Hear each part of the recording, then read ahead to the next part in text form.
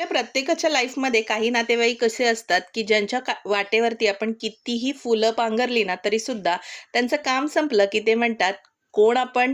तर अशा नातेवाईकांना इग्नोर करा आणि आज मस्त बनवा पोटॅटो वेजेस. तर त्यासाठी मी इथे 3 बटाटे घेतलेत. अशा आकारामध्ये कट करून घ्यायचे, थोडे जाडसरच ठेवायचे.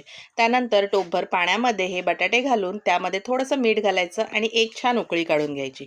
त्यानंतर दुसऱ्या बाउलमध्ये 1 कप मैदा, 1 कप कॉर्नफ्लॉवर, 1 चमचा चिली फ्लेक्स, 1 चमचा ऑरेगॅनो, थोडीशी कोथिंबीर, चवीनुसार मीठ घालायचं आणि थोडं-थोडं पाणी घालून व्यवस्थित मिश्रण एकत्र करून घ्यायचं. तर इथे आपले बटाटे देखील उकडून झालेले आहेत, बघू शकता. अगदीच शिजवून नाही घ्यायचेत, पारबॉईल म्हणतात ना, तसं करून घ्यायचं आहे. त्यानंतर हे बटाटे आपण जे स्लरी केली होती त्यामध्ये डीप करायचे आणि अगदी गरमागरम तेलामध्ये फ्राय करायचे आणि आपले कुरकुरीत पोटॅटो वेजेस तयार आहेत. तर कशी वाटली रेसिपी नक्की कमेंट करा. बाय.